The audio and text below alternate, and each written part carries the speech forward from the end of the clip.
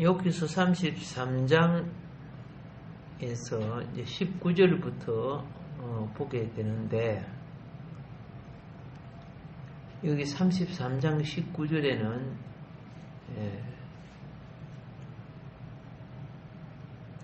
혹은 사람이 병상의 고통과 뼈가 늘 수심의 징계를 받나니, 그래 되죠? 저번에 말씀드렸습니다마는 또 다른 각도로 의미를 더하려고 합니다. 이 말은 뭐냐면요, 질병을 통해 말씀하시는 하나님을 나타내고 있습니다. 무엇을 통해? 질병을 통해 말씀하시는 하나님. 하나님은 말씀하실 뿐만 아니라 재차 말씀을 하셔요.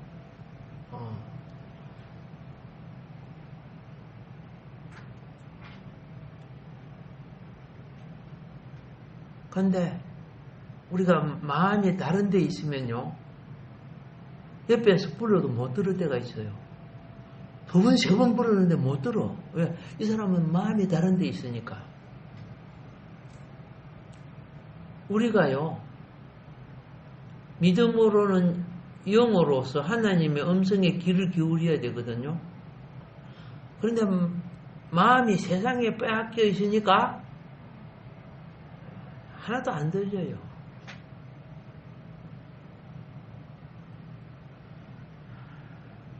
세상에 핸드폰, 라디오, 또 무슨 전화기 이런 거 전부 다요, 주파수가 맞아야 들려요.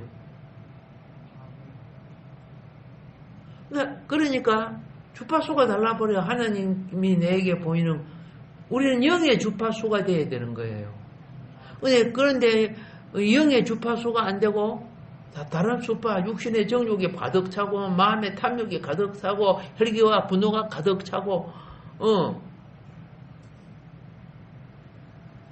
그런데 무슨 말이 통하겠어요? 안 통하지요.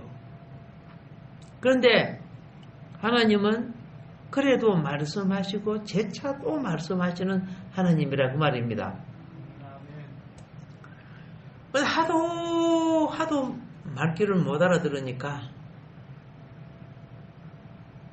다른 방법을 사용하셔요.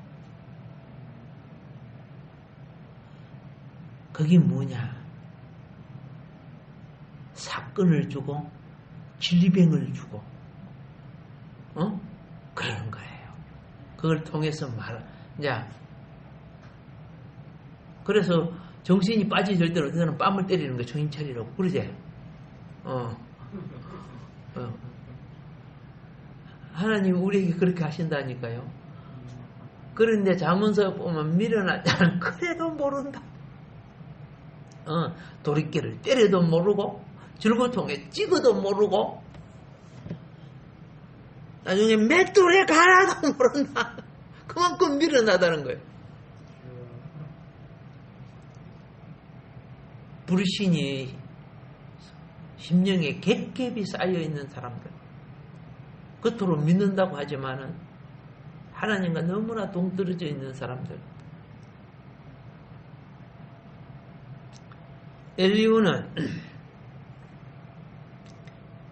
하나님은 자비하시고 사랑이시지만은 자기의 백성의 영혼의 유익을 베푸시기 위해서 자비로운 계획을 세우고 계셔요. 그런데 유익을 베풀기 위해서 육신에 무엇을 가하신다? 고통을 가하시는 거예요. 고통을 가하시는 거예요.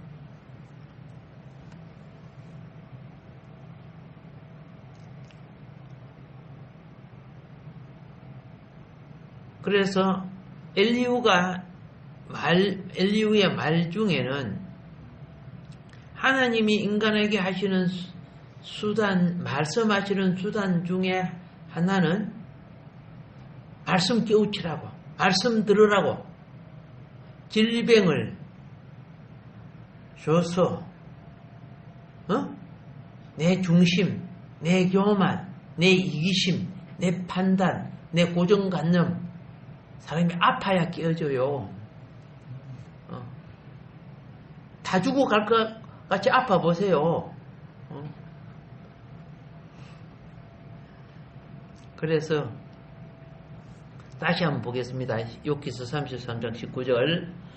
혹은 사람이 병상의 고통과 뼈가 늘 수심의 징계를 받나니. 세번역 성경은 이렇게 합니다. 스포준 세번역 성경은 하나님은 사람에게 질병을 보내셔서 잘못을 고쳐주기도 하시고, 그렇게 써놨어요. 질병을 보내셔서 뭐예요? 잘못을 고쳐주기도 하시고, 사람의 육체를 고통스럽게 해서라도 잘못을 고쳐주기도 하십니다. 이렇게 기록해놨어요.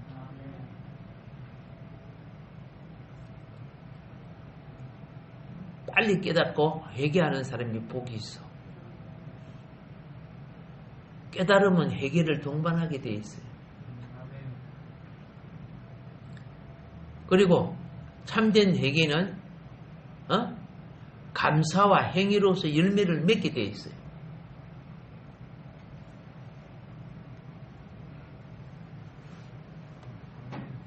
현대인의 성경은 이렇게 말합니다.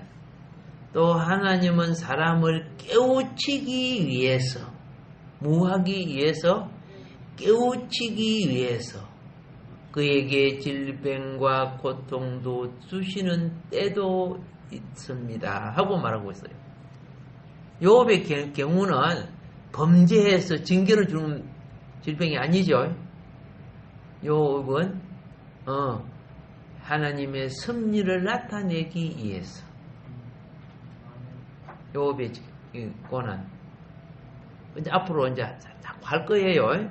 하면서 여러분과 내가 가지고 있는 고정관념 이런 것들이 하나하나 벗겨져요. 하나님 말씀이 아니면 세상에 어떤 책을 봐도 알 수 있는 것이 아니에요.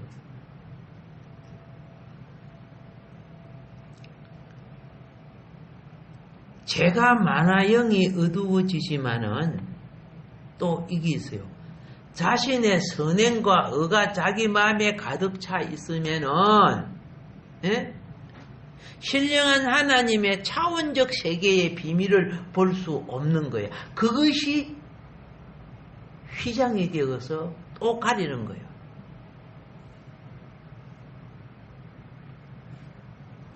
아무리요,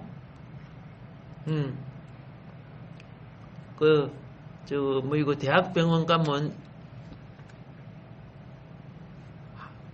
그 특급 병실을 보면요, 지금 말이 침대나 이런 게 다 달라요. 그런데요, 아무리 안락한 침상을 가지고 있어도 질병은 그거 관심 안 줘요. 내 몸이 쑤셔서 가시 침상인데, 내 몸이 쑤셔서 가시 침상인데, 비단 이불 옷차락이 뭐 눈에 들어옵니까? 안 들어와요, 그거요.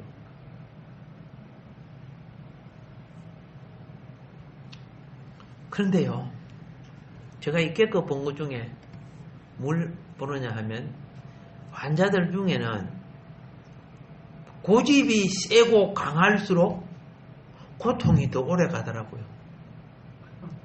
고집 많이 세봐 한번, 고통이 더 오래 가요. 자존심이 강할수록 고통 더 오래 가요.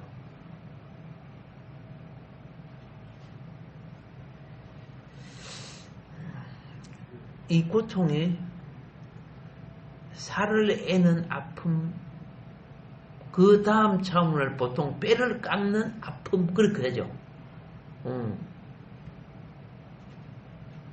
다른 말로 살을 애는 아픔은 겉으로 아프다는 뜻이고, 뼈를 애는 아픔은 내 속에서부터 아프다는 것이죠. 엘리후는 이것을 징계라고 말하고 있어요.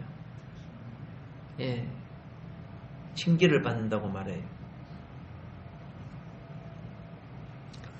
하나님의 은총으로서 육체의 고통은, 예? 육체의 고통은 영혼을 위해서 유익한 수단이 됩니다. 알겠죠? 예. 도박에 빠져갖고 맨날, 그죠? 예? 논일, 반일은, 애들한테 맡겨놓고, 집에 마누라한테 맡겨놓고, 맨날 도박 빠져서 다니니까, 하나님, 살아 계십니까? 맨날 밥 매면서 기도했는데 하나님 먹는 걸 줘버렸어. 몸이 아프니까 도박으로 못 나가잖아. 그냥 방에 누우잖아. 옛날에는요, 도박이 무서워요. 막 논이 날아가고 소가 날아가고 그래요. 절대 돈 못 따요. 그 도박꾼들이, 예? 이 마을 다니면서 싹 훑어가고, 이 마을 가서 싹 훑어가고. 옛날에 그런 도박꾼들 많았잖아요. 근데 그 유혹에 넘어가. 왜? 처음에 때 믿겨줘요. 믿겨주니까, 야, 괜찮다. 그러니까 딱딱 걸려버리는 거야, 자. 미끼에 걸리면 넘어가요. 예, 여러분들 미끼에 안 걸려서 다행입니다. 예, 잘 모르지. 예. 그런데 오늘 이 사람은 어떻게 해요? 예, 빼골이 아파서 움직일 수가 없는 거라. 그러니까 그 가정에 남편은 아프지만은 집이, 그죠? 예, 들통 안 나고, 유지되니까 오히려 그게 낫는 거야. 남편 아픈 게 더 낫는 거야.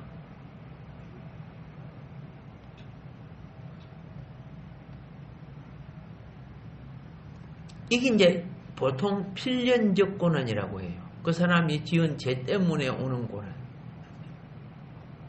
좀 이따가 나의 성경적으로 좀 이제 시간 되면은 말씀드리겠게요.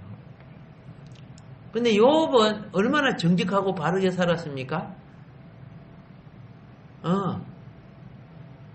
정직하고 바르게 살고 하나님의 칭찬을 받으니까 가장 못 견딘 것이 누가 못 견뎠어요? 예. 사단이 하나님의 사랑을 가장 많이 받았던 천사 아닙니까? 그런데 이제 하나님이 천사들을 자기들을 사랑 안 해주고 인간을 사랑하니까 막 못 견디는 거예요. 이 시기 질투가 그리 무서워요.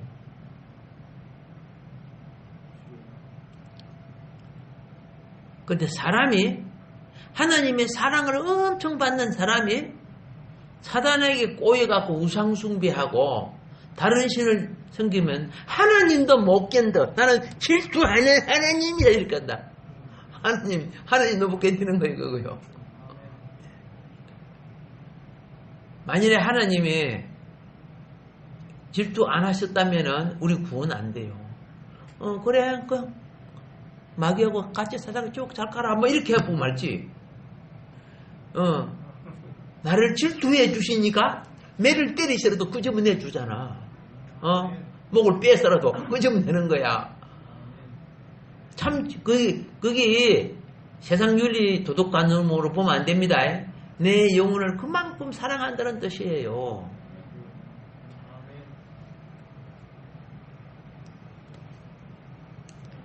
욥에게는 선행도 있고 믿음도 있었지만은 욥이 이야기한 거 봤죠? 자기 속에 자기의 선행과 의가 가득 차서 그 맛에 사는 거야, 욥은. 그 맛에. 어디 가도 거짓말하고 참말을 자랑할 수 있으니까. 근데 요번 현실 세계의 축복의 차원을 넘어서 신령 세계가 욥에게 필요한 거야. 근데 그걸 가로막고 있는 게 뭔가 아세요? 욥의 의의 옷이란 말이에요. 옷이란 것은 행실을 말하는 거예요.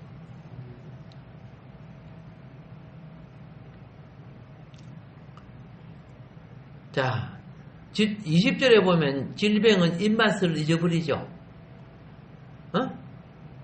식물을 싫어하고 우리에게 가장 필수적인 음식 자체가 입맛이 떨어져서 먹기 싫어지는 거죠. 그러다 보니까 자연히 살은 빠지고 뼈가 드러나고 21절에 그렇죠? 뼈가 나와 피골이 상접한 상태에 이르게 됩니다. 이제 그러다 보면 나중에 죽는 거지 뭐. 그렇죠? 그 혼이 이제 몸을 벗고 가야 될 때가 가까워지고 있다는 걸 그런 말이죠.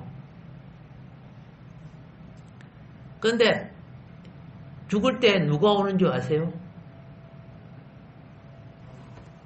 여러분 이 땅의 길도요 잘 못 찾아가. 그렇죠? 이 땅의 길도 그냥 바깥에 내놓으면은 어디가 동이냐 어디가 서냐 잘 못 찾아간다니까. 그래 옛날에 시골 할머니들 할아버지들요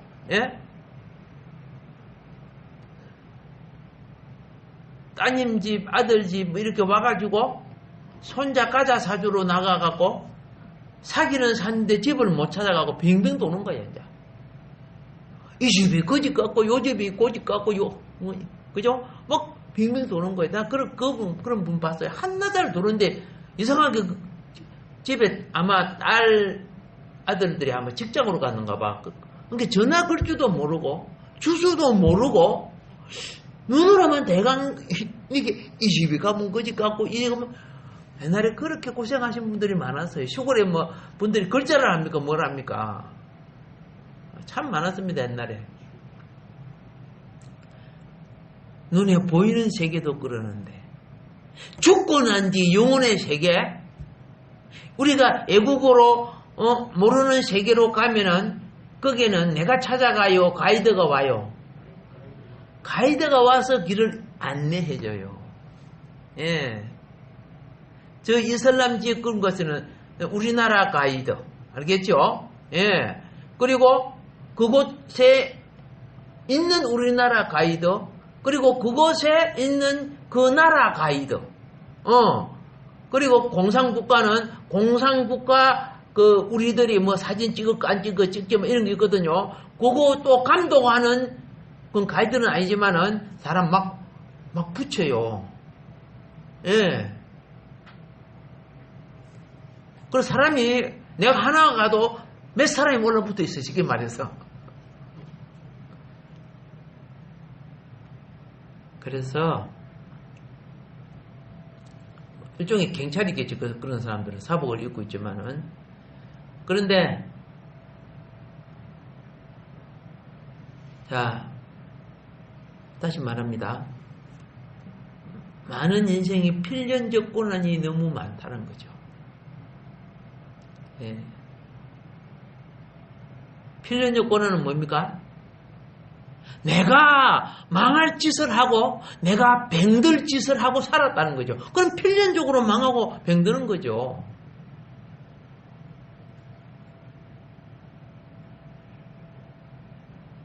우연히 잘 떼지는 일은 없는 거예요. 준비되지 않은 영혼에게 주어지는 물질은 전부 죄를 짓게 만들어요. 그래서 인격이 배우고 자라야 물질을 바로 사용하는 거예요.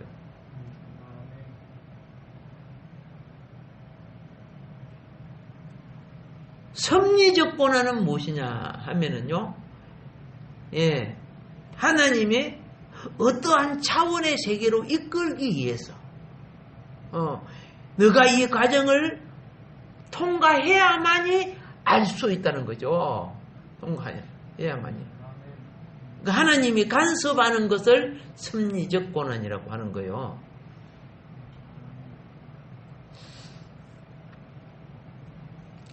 하나님께서 꿈과 이상을 통해 그 뜻을 나타내신다고 말하고 후에 엘리후가 이제 엘리후의 말입니다. 예. 그 다음에 이제 질병으로서도 하나님은 말씀하신다는 것을 나타내고 있어요. 그래서 징계를 받는다 하는 것은 이상과 꿈을 통한 1차적 방법을 깨달지 못할 때 그 말이에요. 예. 사람들은 이것이 하나님의 권면, 하나님의 경고, 이런 것으로 여기지 않아요. 그냥 단순히 마음이 우울하거나 지나치게 소침한 내 성격 때문에 내가 꿈에 그런 걸 봤다 이런 생각을 한다고요. 해석을 그렇게 해버리는 거예요. 예. 그러다 보니까 낭패를 당하게 되는 거죠. 그래서 당하는데 꿈자리가 그때 거기였구나 막 이렇게 나름대로 해석하는 사람들이죠. 예. 근데 그래서 첫 번째 방법이 뭐를 깨닫지 못하고 엉뚱하게 해석하고 그러니까 두 번째 방법이 뭡니까? 사건 사고가 생기게 하는 거예요. 사건 사고, 원치 않는 사건 사고가 다치기도 하고 그런 거 그렇죠? 예. 어쩌다가 막 시비가 일어나기도 하고 그렇죠? 그리고 또 몸이 병들기도 하고 그렇죠? 고통을 받음으로 깨닫게 한다는 거예요. 받음으로. 이 말은 요업의 세 친구도 그렇게 말을 했고 또 지금 오늘 본문에 엘리후도 그렇게 말을 했는데 엘리후의 말과 요업의 친구들의 말이 조금 차원이 달라요. 요업의 친구들은 죄를 지으니까 네가 그렇게 인과응보 죄를 지어서 네가 그렇게 고생을 받고 그렇게 힘들지 않느냐 그렇게 했는데 엘리후는요 하나님께서 고통을 주시기는 하지만은 영혼의 유익을 위한 것이다 이렇게 말하고 있어요. 엘리후 좀 차원이 다르죠? 예. 죄의 징벌만을 내세운 친구들의 의도하고 엘리후가 말하는 것이 조금 차원이 달라요. 제가 말씀 다 드린 건데 그걸 좀 요약해서 조금 말씀드리면 간추려서 알면은 여러분들이 좀 마음에 더 정리가 될 것 같아서 그렇게 말합니다. 자,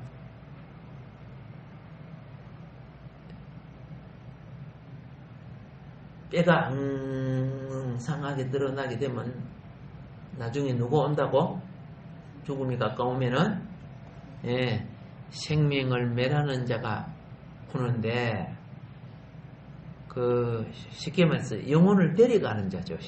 나중에 10편 78편 49절을 참고해 보세요. 예.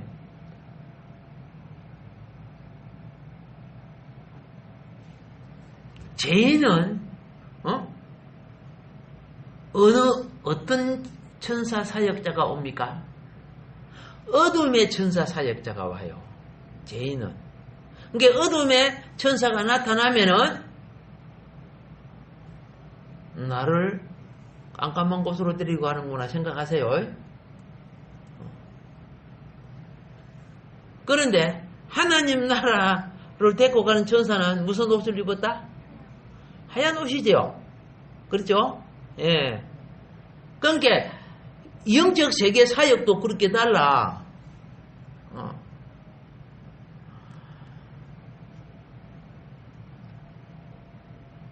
그래서 대체적으로 일반적으로 고난 보면 자연 재앙이 주는 고난이 있고 사건 사고가 주는 고난이 있고 부모 형제 자매들 가족들 때문에 오는 고난이 있고 그렇죠? 예. 또 이웃과 동료들, 친구들, 범죄자들 때문에 오는 고난 많이 있지요. 그렇지만은 제가 오늘 지금 말씀드리고 싶은 것은 뭐냐면은 그냥 크게 필연적 고난, 섭리적 고난 이 둘로 나눠서 드리려고 합니다. 신앙생활을 해도요, 예? 필연적 고난을 받는 사람, 우리 믿음의 선조들을 보면 많이 있어요. 그리고 섭리적 고난을 받는 사람 많이 있었어. 이제 제가 이렇게 말씀드리면 하나님은 나에게도 필연적인 것 때문에 이렇게 됐구나, 섭리적인 것 때문에 이렇게 됐구나 하는 걸 조금 깨우칠 수 있을 거예요. 예. 자, 그러면 먼저 필연적 고난에 대해서 말씀드릴게요. 아브라함 한번 봅시다. 아브라함. 믿음의 조상이니까. 예. 하나님의 선민으로 선택된 이스라엘의 민족의 조상인 아브라함. 100세 때 귀한 아들 이삭을 얻었죠. 예. 얻었어요. 아브라함에게는 언약의 자식을 얻는 것이 큰 행복입니다. 그런데 행복하게 자라면 되는데 집안에 싸움이 많았어요. 왜 싸움이 많았어요? 그렇죠. 이삭이 막 자라는데 이삭을 누가 괴롭혀? 이스마엘이 괴롭히잖아.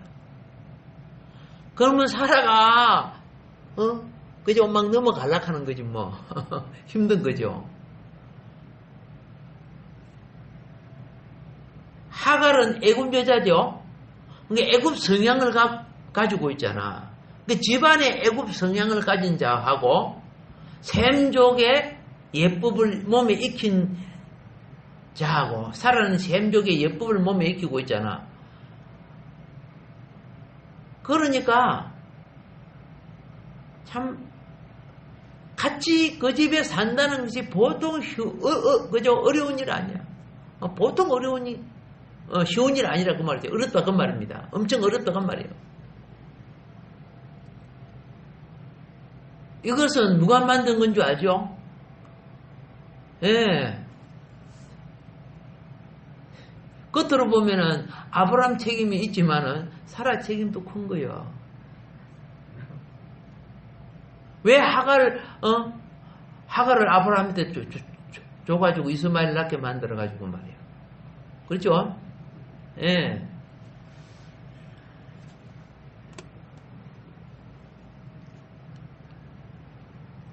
그래서 결국은 하나님이 개입하죠. 개입해서 어떻게? 하갈과 이스마엘 내보내야 이삭이 아브라함 가정이 행복해질 수 있다는 걸 하나님이 아셨다는 거죠. 예. 그래서 가장 어려운 게 뭐예요? 아브라함 아닙니까? 그죠?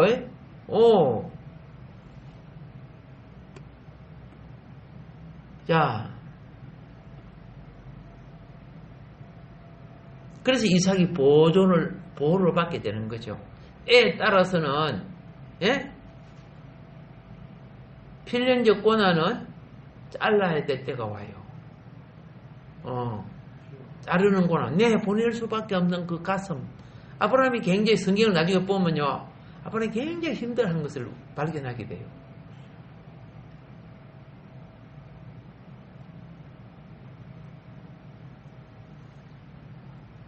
그 다음에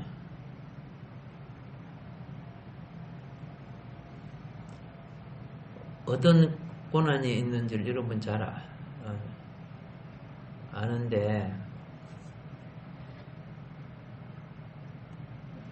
섭리적 고난.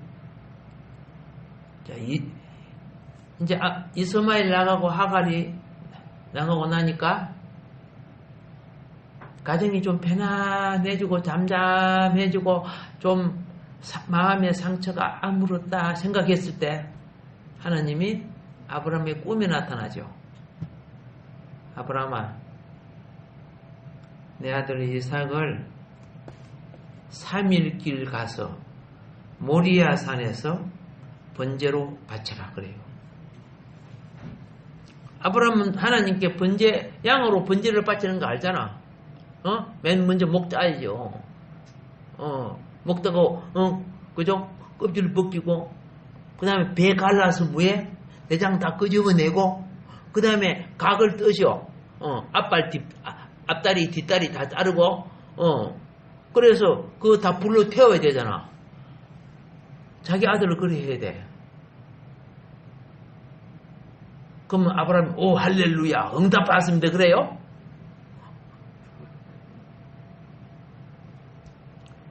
여러분, 감정과 믿음은 달라요.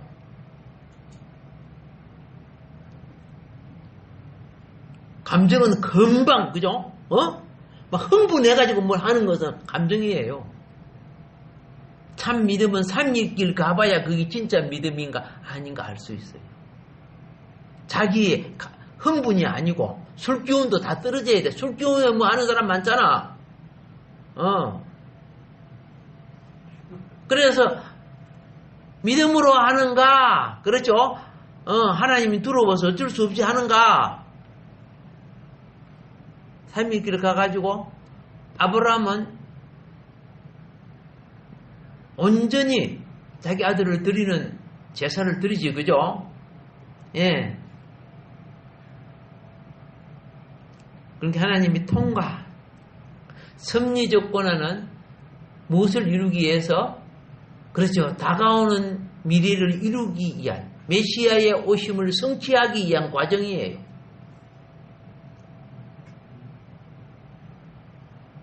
하나님의 섭리에 쓰임받고자 하는 사람은 섭리적 고난이라는 시험을 통과할 줄 알아야 돼요. 그것도 준비되어야 되지, 그렇죠? 평소에 준비되어야 되는 겁니다.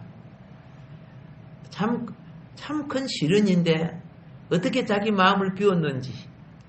마음 비워야 가능하죠.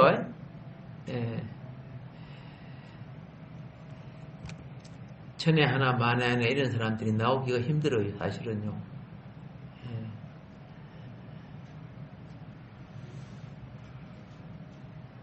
그 다음 두 번째 보면은요,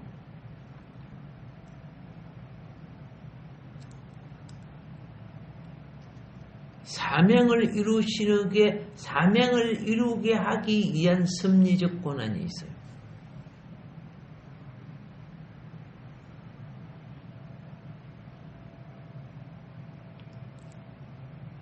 하나님이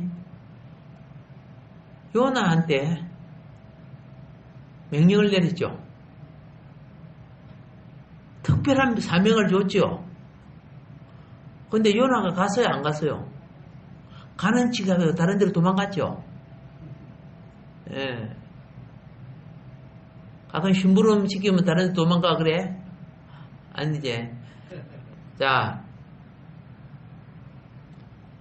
하나님은 요나의 불순종을 아이고, 니 아니면 뭐 다른 사람 없나 이렇게 쓴 거 아니에요.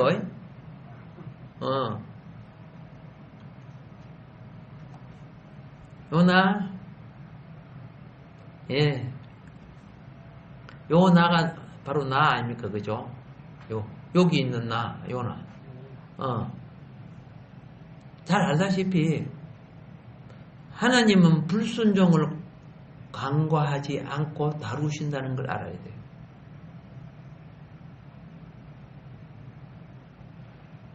세상 왕이었으면 잡아 죽였을 건데, 사랑했기에 대신 다루어 주시는 거예요. 세월이 가도 다루어 주셔.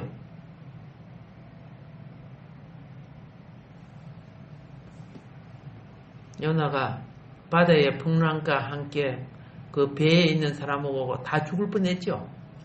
예.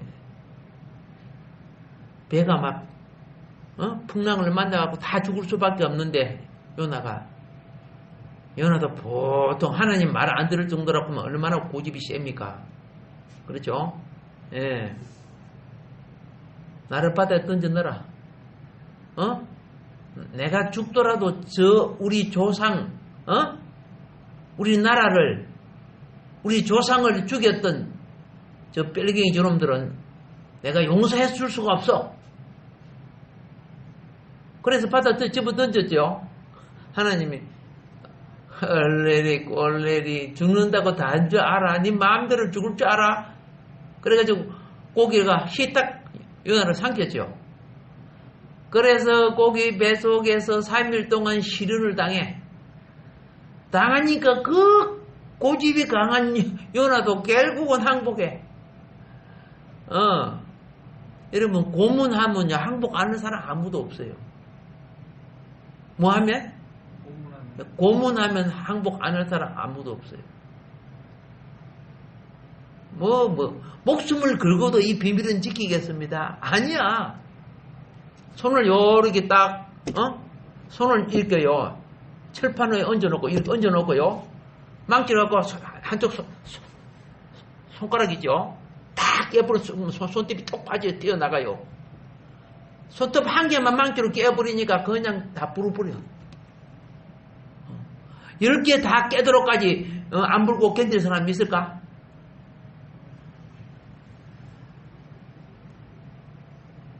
힘들죠?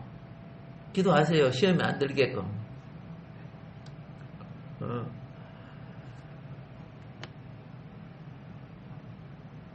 그래서 하나님은 요나 그좀 손톱 망치로 깬 거 아니잖아요. 그렇다고 뭐 벤치로 잡아 뺀 것도 아니고 속에서 숨쉬고 살게끔 만들어주고 3일 캄캄한 그 고기 속에서 어떻게 해요? 요업이 회개하고 돌이키니까 다시 토해내줬죠? 자, 사명자가 주어진 사명을 다하지 않을 때 적절한 방법을 사용해가지고 그 직임을 다하게끔 만들어줬어요. 그것이 바로 사명을 이루시게 하는 섭리적 고난이라는 겁니다. 사명을 이루시게 하는 고난.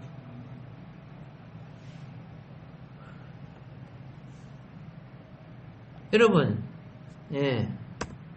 말 안 들어서 오는 건 또 그것도 필연적인 것이 되죠. 필연적인 것도 있고 목적을 위한 것은 선미적인 건데 필연적 고난은요 반드시 회개를 필요로 하는 거예요. 무엇을? 회개를. 이 필연적 고난은 거기가 죄로 인해서 주어지는 고난이에요. 이 욥의 고난은 선미적 고난이지만은 그래서 필연적 고난을 해결하는 방법이 뭐라고? 그렇죠. 회개뿐이에요. 회개뿐이야.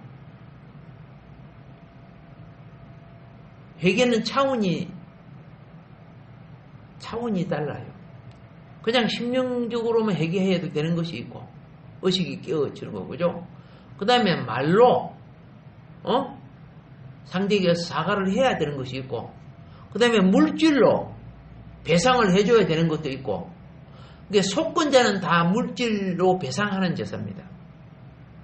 속죄제는 그죠? 하나님 앞에 그죠? 속죄 제물을 드리면서 용서를 받는 제사고요. 자,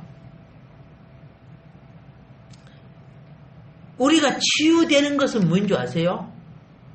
치유되는 것은요, 회개는 치유와 회복의 통로예요. 회개는. 그래서 하나님께서는 회개하는 자에게 용서를, 회개하는 자에게 고통을 제하여 주시는 거라.